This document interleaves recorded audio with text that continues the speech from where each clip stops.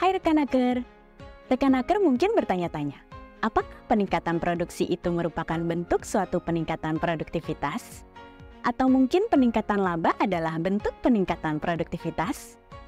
Dalam video pembelajaran kali ini, kita akan mempelajari tentang pelatihan peningkatan produktivitas yang meliputi materi tentang 1.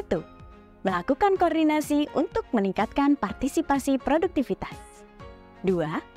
Merencanakan pelaksanaan peningkatan produktivitas. 3. Mengorganisasikan peningkatan produktivitas. 4. Membimbing penerapan alat, teknik, dan metode peningkatan produktivitas. 5.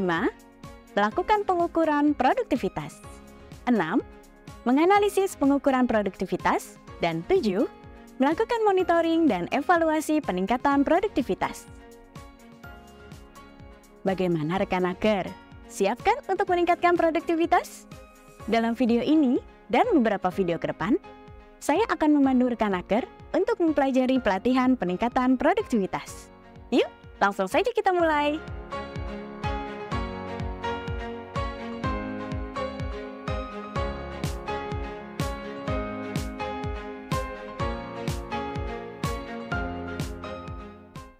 Selamat datang pada video pembelajaran seri pelatihan peningkatan produktivitas. Topik yang akan dibahas pada kesempatan kali ini adalah melakukan koordinasi untuk peningkatan partisipasi produktivitas.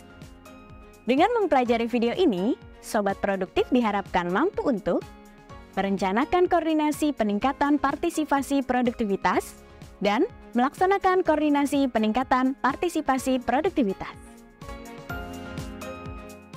Dalam suatu organisasi, munculnya kesalahpahaman atau konflik kadang tidak dapat dihindari. Masing-masing pihak saling menyalahkan dan merasa paling benar. Mengapa hal tersebut bisa terjadi? Biasanya hal tersebut bisa terjadi karena tidak adanya koordinasi yang baik dalam suatu organisasi. Untuk menghindari hal tersebut, koordinasi antar divisi atau pihak yang terlibat sangat diperlukan. Yuk, mari pelajari. Apa itu koordinasi dan langkah-langkah melaksanakan koordinasi peningkatan partisipasi produktivitas? Menurut Dr. Awaludin Jamin, koordinasi adalah suatu usaha kerjasama antar badan, instansi, unit dalam pelaksanaan tugas-tugas tertentu sehingga terdapat saling mengisi, membantu, dan melengkapi. Ada dua tujuan koordinasi peningkatan partisipasi produktivitas, yaitu tujuan secara makro dan tujuan secara mikro. Tujuan secara makro untuk meningkatkan produktivitas dan daya saing.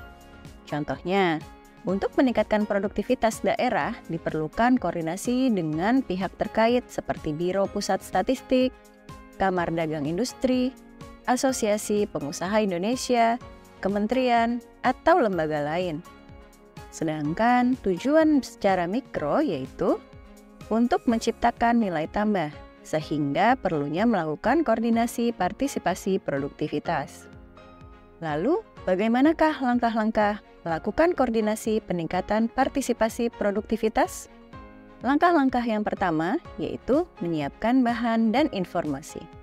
Untuk mendapatkan bahan dan informasi terkait dengan koordinasi peningkatan partisipasi produktivitas secara makro dapat diperoleh dari 1. Badan Pusat Statistik atau BPS, yaitu bahan dan informasi tentang produk domestik regional bruto atau PDRB, jumlah tenaga kerja, jenis lapangan usaha, upah tenaga kerja, dan lain-lain. 2.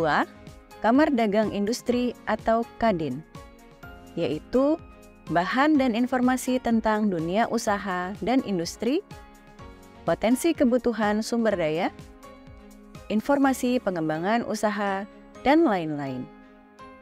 3. Asosiasi Pengusaha Indonesia atau APindo.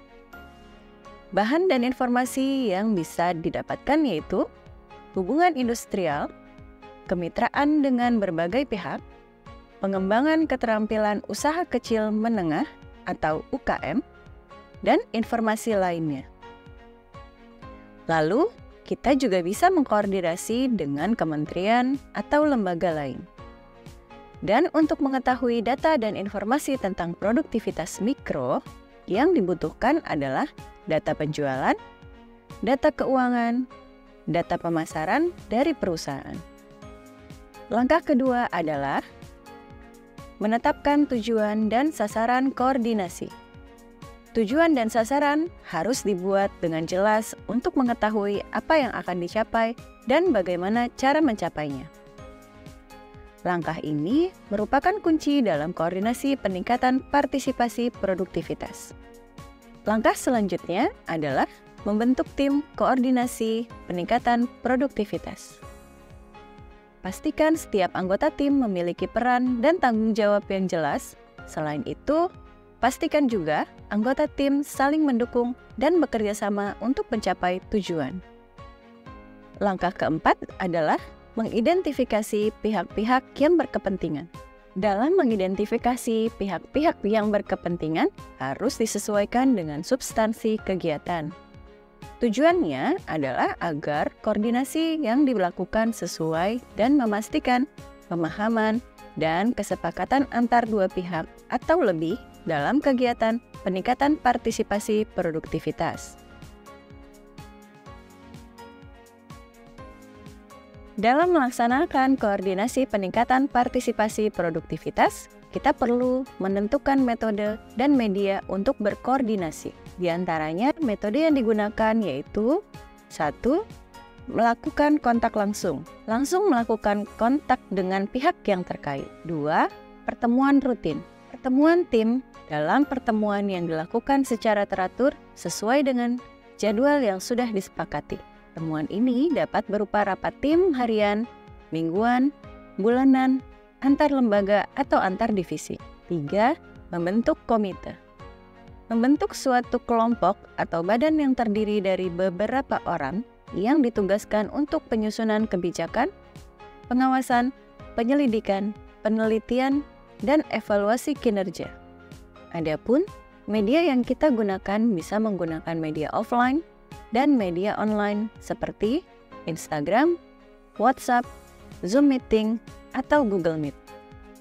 Demikianlah langkah-langkah melakukan koordinasi peningkatan partisipasi produktivitas.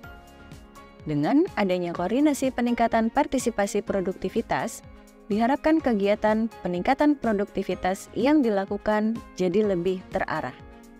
Kesalahan dalam komunikasi bisa diminimalisir. Tujuan bersama akan tercapai. Selain itu, banyak sekali manfaat yang diperoleh apabila kita melakukan koordinasi peningkatan produktivitas. Di antaranya, dapat menciptakan nilai keefektifan suatu organisasi dengan cara melakukan penyelarasan dalam berbagai tugas dan kegiatan organisasi. Menciptakan nilai keefisienan dalam menghemat waktu, biaya, dan sumber daya, meningkatkan kepuasan pelanggan, serta meningkatkan profit perusahaan.